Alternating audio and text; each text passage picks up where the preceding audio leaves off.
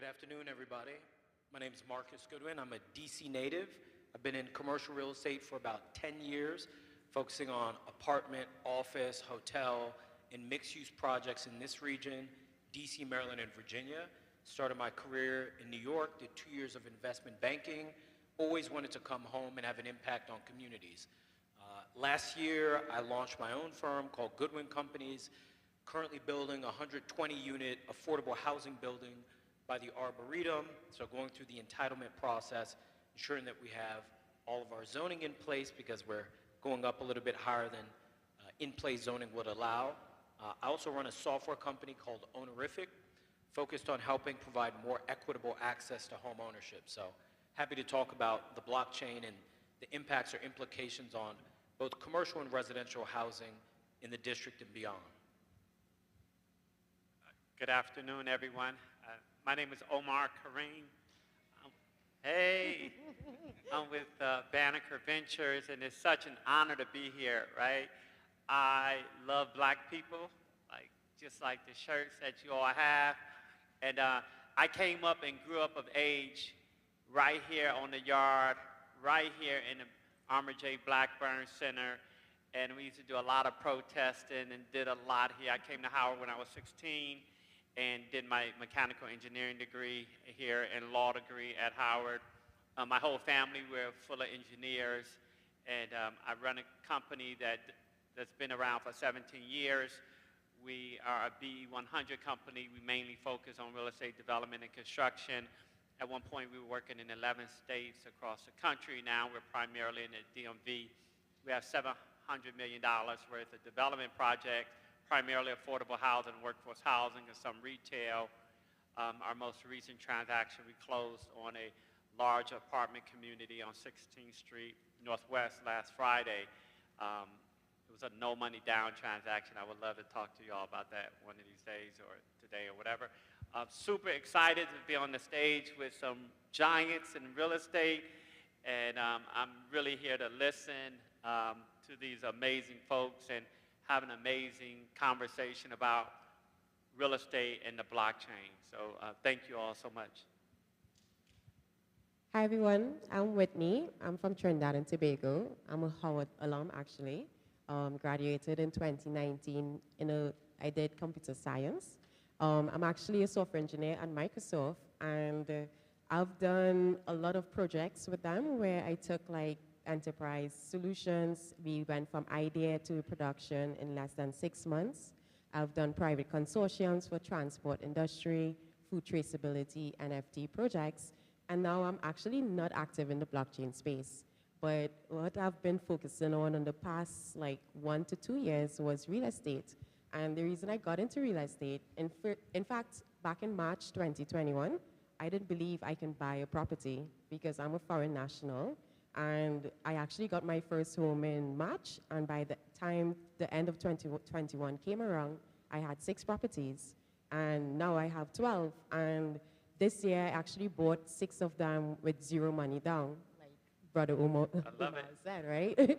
So long story short, what I'm trying to do now is really figure out how I can continue buying real estate using 0 money down, as well as once we figure this out, I know that there's a bunch of people who also don't know how to buy property. And maybe they don't even care about knowing. So I really hope that I can help them bridge that gap and provide that real estate investing at leisure feature to them, where we all just build generational wealth and hopefully focus on the solutions that we really care about. Hi, everyone. My name is Tracy Powell. I am from Philadelphia originally, heavy background in real estate. Family's been in real estate for forever. Quick journey for my educational background. I'm actually a chemical engineer by profession. Became a real estate broker through real estate from family, from learning, from understanding how to buy since back in the 80s with dollar houses with my family, creating trusts and that kind of thing. Joined this year, the last 3 years, with a minority development company who is one of the largest on the East Coast, doing a $15 billion expansion in the Navy Yard in Philadelphia, also doing revitalization for Bowie State, as well as several other universities up and down the turnpike at this point. And a lot of the details became very evident about our plan to do equity development to help make sure our community is involved in some of these big transactions and these big real estate developments. We started using programs like Small Change and different things for them to be able to contribute, and we are transitioning into starting to utilize crypto as options for those kind of things. So I'm super, super excited to be here, super excited for this community, super excited to learn more, to do more, to be able to network more, because housing and into the blockchain is the future. Good afternoon, everyone. My name is Drew Hubbard. I serve as the director of the DC Department of Housing and Community Development. I've spent my career here in the district doing housing and workforce development policy, and then over the last several years, at the agency that is mainly a funder of affordable housing projects, as well as with responsibility to do some regulatory functions in the housing space. I'm a transplant here to DC. I like to joke that my kids are native Washingtonians. But I'm from the Philadelphia area too originally. I went to Morehouse for undergrad and went to GW for law school, but really got into housing and workforce development, really all the issues related to people of color, folks who are low and moderate income, and really got my training, and I'm gonna say this name, how many of y'all are from DC in this room? So I got my training working for Marion Barry, and that's the perspective I look at this work from. Because if there's one thing that you take away for those of you who don't know Marion Barry and his legacy, he cared about young people and seniors and everyone in between to make sure that folks that lived in this city were able to stay here and prosper. And anything he ever put in the policy was focused on that solely. So that's how I come to this work. Clap, clap. My first question is very simple. How is the real estate industry using blockchain? Everyone can answer. Don't rush it at once. So I think the beauty of the question and maybe the conversation that we need to have is what the potential is. I've just looking around the world seen examples of, in India, there's a lot of instances of property fraud. People trying to sell property they don't actually hold title to. And the potential for the blockchain is the ability to create smart contracts that helps both, city, state, provincial governments understand who actually is the title holder to property being held into, an immutable blockchain, identifying uniquely who is the owner of a property.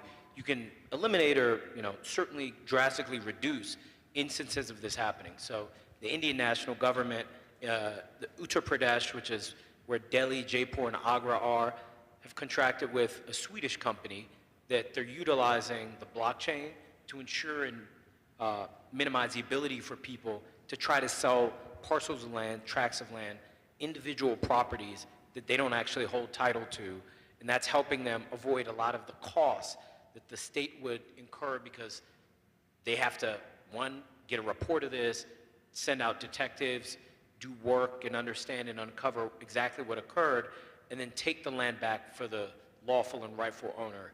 That's a lot of government resources being consumed, and that's one way in which, certainly if we took that, adopted this strategy here in DC and could understand we all have unique identifiers. If we're American, we have social security numbers, or if you hold property in an LLC, you have an EIN, who is the rightful title owner, and then within the blockchain, easily transferring that, minimizing some of the middlemen like title companies, or at least reducing the load of work that they have to do. That's a good question. I don't know many people that are doing real estate using the blockchain, but it certainly have a tremendous opportunity and a tremendous impact on our people and on municipalities in particular and on black municipalities. For example, the District of Columbia, if you transfer a real property in the District of Columbia, you have to pay what's called transfer and recordation taxes. That can be upward to 5% of the value of the property. If that property is now transferred using the blockchain and the district government is not involved, the district can lose billions and billions and billions of dollars over the foreseeable future. So it's certainly something that our government should be interested in, because those dollars are then used to go invest in roads and schools and grants and hospitals and other things like that. So that's one thing. The second thing is I think our community needs to be certainly interested in the blockchain and in technology and real estate in particular, because if we don't, we just gonna get left out. Like, we won't even be able to transfer your grandmother's property or your property or your parents' property if somebody dies if things are transferred over the blockchain and we don't know how to transfer the property over the blockchain, or if we don't have wallets. We were coming in earlier today and a mom had thanked one of the founders here and thanked him for organizing it, and she was like, and my daughter here has a wallet. And I was like, a wallet? No way. I said, I thought she was an undergraduate or graduate student. And I said, how old are you? She said, 15. I said, my God, right? So all of us, instead of the little wallets we got in our pockets or whatever, right, we should be getting our children wallets so that they could keep, you know, Bitcoin and other type of coins and other things like that, you know, inclusive of understanding what smart contracts are and other things like that. Whitney was skipping you. No, Whitney, I'm skipping Whitney because I know the wealth of, she's been at this conference from the very beginning as a startup founder, and I know she's going to drop a whole lot of knowledge. So we're going to go to Tracy, and then we're going to come back to Whitney. Okay, perfect. Yeah, definitely. I see a lot of potential. There's so many different facets that can be used. I've seen it on a small scale on a few people who've bought property using crypto, rehabbed it, pulled it out, money using DeFi, different things, put the money back. Very, very temperamental, small scale, nothing that's caught fire that I've seen in my space. I do know that there's been, I guess recently in like February, a $650,000 sale that happened with an NFT property. That was the first of an auction kind that happened via blockchain, which is interesting, and I don't know all the details about it, but I know it's Googleable. But it's starting to become a regulatory thing that I'm sure is going to literally become an addition to the standard. So I think we're on the precipice of that change of, in addition to traditional mortgages, this becoming an option.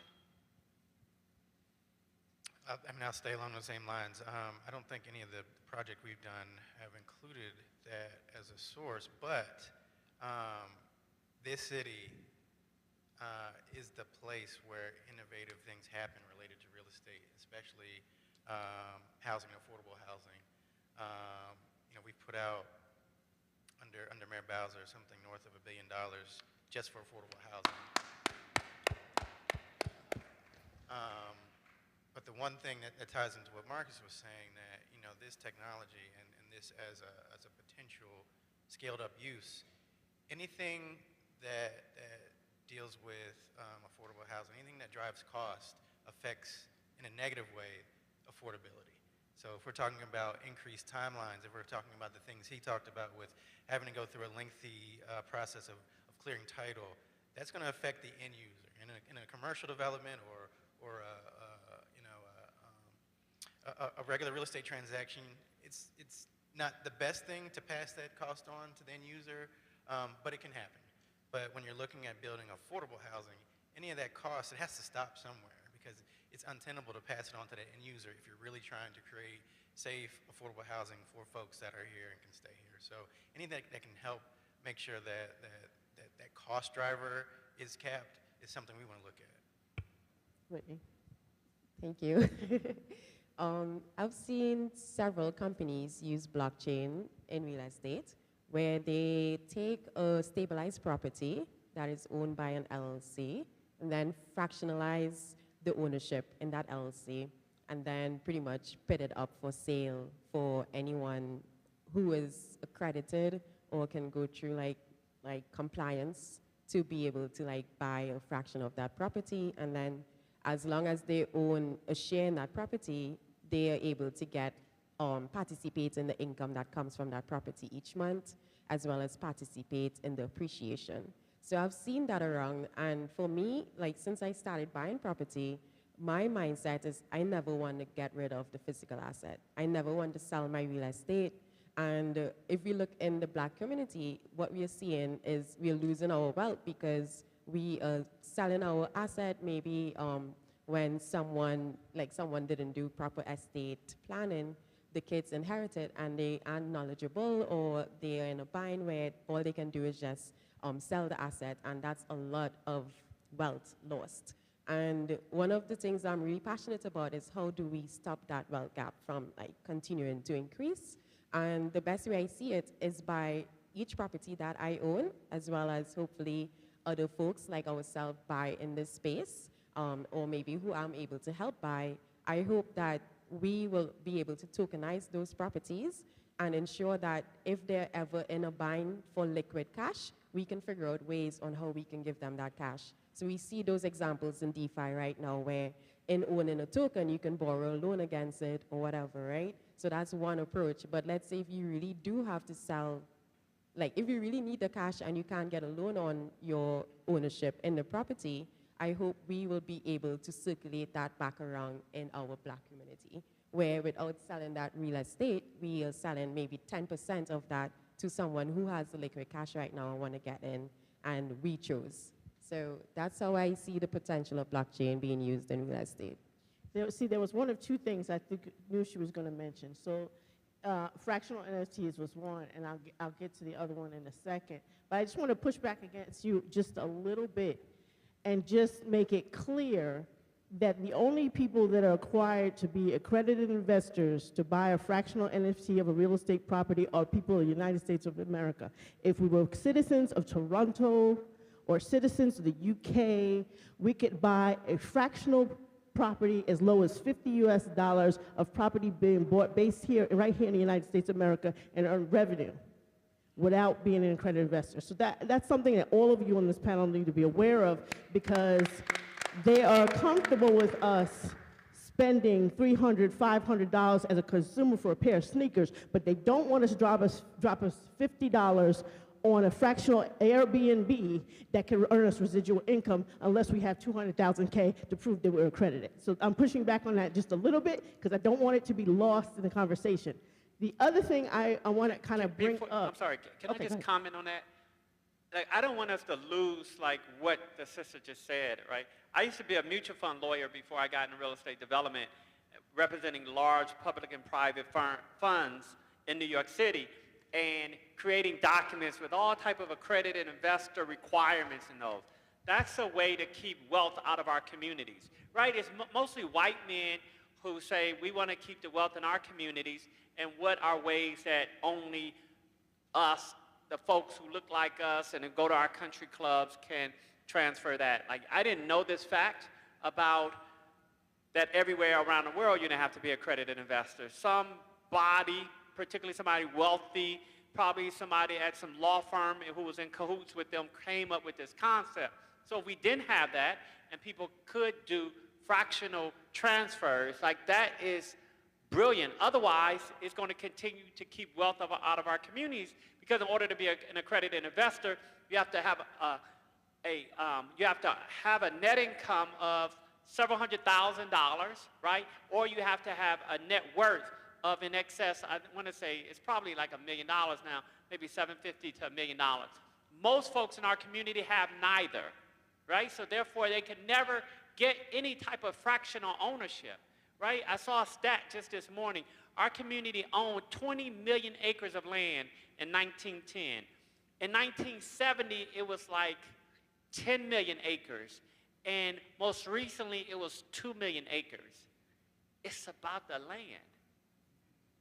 It is about the land. It is about the real estate, right? Let nobody get this twisted. If you control the land, then you can control your community in which the land is located. So excellent comment. I think from a policy standpoint, as a country, as a city, what is it that we can do? Can we change that so that we can keep fractional ownership? And I know the mayor is doing a lot in terms of wealth creation for our community and all of those. How can we make things more equitable? If there are some policies in place preventing us from doing fractional ownership, then we should discuss what we can do from a policy standpoint to change that. Thank you. And I just want to add that there is a policy right now that will enable us to buy even unaccredited, and that's the Reg CF.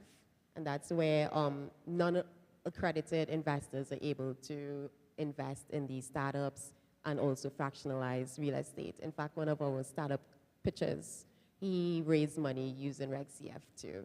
So what I'm trying to say is most solutions right now only open the doors for accredited, but that's where we come in to use these policies to allow unaccredited as well. Yeah, it still bears repeating that right now, a citizen of Toronto, I love Toronto, I just like, because it's like New York, but only colder. They can do it now and they don't get flagged. And some of these fractional things are as low as expendable income, $50, $75. You know, you might be making, you know, a couple of dollars, you make that $75 back, and then at the end of the year you might have doubled it, but it's something that's residual versus shelling out lots of money for sneakers. Another thing I wanted you to be aware of, and then you can talk about it as well, because this is the other thing I thought you were going to mention. The other thing I thought you were going to mention is in the Web3, Metaverse Web3 space, realtors now, and Tracy's nodding her head, she thinks she knows what I'm saying. I think she knows, she could feel it, and she could say, I said digital, what did I call them? The digital what? Digital doubles? All right, yeah, there's something happening now where in addition to virtual real properties that corporations are talking about, you know, if I have office space in the Empire State Building, I also have a digital one. If that space is being sold, you're selling two different things at once. You're selling the physical and whatever the replicated one in the virtual environment. So I'd like you to speak on that type of concept. Tracy. So I can speak directly to this concept because we are actively integrating that into the revitalization that we're doing at the Naval Yard. So the conversation with this 11-acre redevelopment is hotels, townhomes, condos, restaurant space, and a bunch of other stuff. So the thought process is if we get a restaurant space with outdoor space, they have a virtual address as well as a physical one. If they do outdoor jazz concerts, you can enter the concert in the metaverse as well as physically. If the space doesn't allow for it capacity-wise physically, you can sell the space virtually. Then the flip of that conversation, because of the COVID discussion, where folks weren't able to physically be inside of office space and that kind of thing. Now we have office space that we're selling, that we can sell the virtual space to where employees can now join trainings, join any kind of camaraderie relationships with their offices. They can also do a lot more with making sure that they can bring in transplants from other countries, other states, because a lot of the space that's going to be in the Navy Yard is going to also be a biomed hub. So they're going to be using a lot of stuff that comes from different states, different countries, different backgrounds, and people may need to do tenure without physically bringing it because it costs too much to bring their entire family over to the United States for 9 months to do research. And they can do it in the metaverse and share their lab results in that virtual space owned by that virtual office and still pay the same rent that's included for all of that. Before anybody else comments on this, but I do want other commenters on this, it should be noted for the record that the first two universities to have metaverse curriculum, which means it's a virtual reality with some type of transaction involved and some type of training involved, are Morehouse and Fisk. And then it was you can clap for that. And then you can kind of boo for the other part. I mean, not that I totally object, but you know, it wasn't a black company that brought this to the forefront because we're not funded to create these environments, even though we can create these environments. So it's kind of like when they were going around and saying we have this technology, and by the way, they're using it for medical school. It's not, you know, it's not, oh, we're gonna run and play games and stuff like that. And it's happening this fall, starting in 2022. But you know, when they went around on all the schools and, you know, the other school, MIT and all, no. So the first two signing up, and then all of a sudden, there were nine others of some of the mainstream schools and stuff like. So we got to celebrate our first, but then put an asterisk around them, as if to say, well, we could have built that and signed on all the schools, including the predominantly white institutions. So does anybody else have any comments about the digital doubles or anything about the fractional, or any questions or anything you can see based on your being problematic with these new types of real estate properties? Well, one concept I've seen come up with real estate application is the notion of liquidity pools, in that you have communities of people that are able to unlock and access capital collectively that individually they otherwise couldn't. So when you think about public housing, there are a lot of people who are getting vouchers from the government or support from either the federal, state, or local government for their housing circumstance, which may be 80 to 90% of the cost of living in the building that they're in. If converse to just paying for housing costs in place, the city, state, or government put together a liquidity pool that enabled and empowered the people to either buy the building that they're in or another property that they collectively could, as a community, move into. They can actually build wealth over time, because the current regime of voucher or government-sponsored affordable housing allows you to continue to live where you are but not build wealth. So I think that concept of liquidity pools and having participation between individuals, communities, and state governments, city or county governments, can help transform people's lives so that they don't just have a great, safe, secure place to live, but they have an investment and an asset for the future of their families. And Tracy, you talked about small change. They enable fractionalized ownership. I don't think they're currently using the blockchain but through RegCF, you're allowed to create, you know, your own $1,000, $2,000 investment in some kind of great development that's happening in your community. I've worked on that, and I've done that for a development project that I've been a part of, and I think that's only going to grow. Drew? Might be loss of revenue. Maybe. No, but it just makes me think of some of the realities that we learned during COVID, right?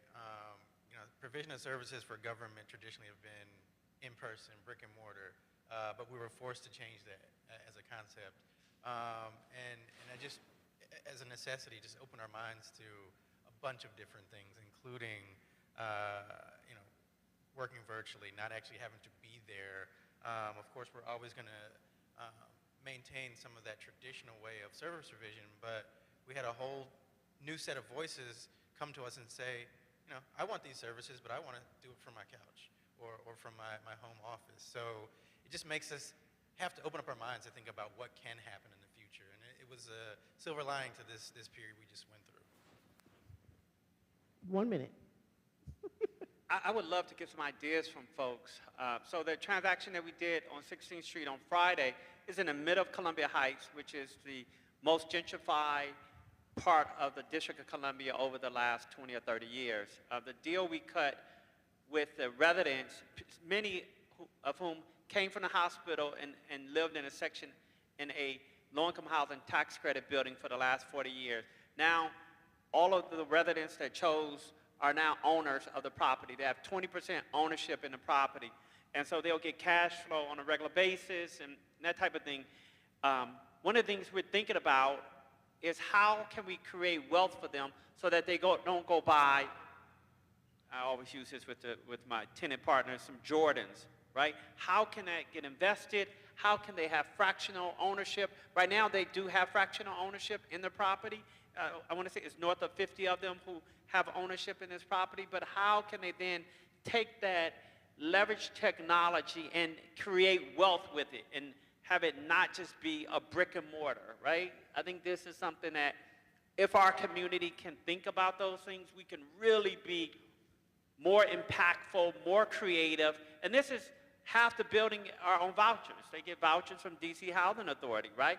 But now they're going to be creating some wealth for themselves and their families for long term to come. So, you know, hopefully somebody can have a bright idea and say, hey, look, this is how we can do it.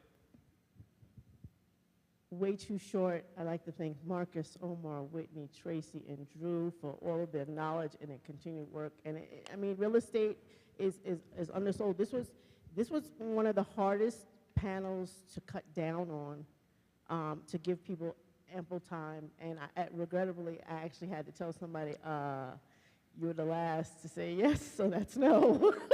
So a very great panel. Thank you. Let's give them a round of applause.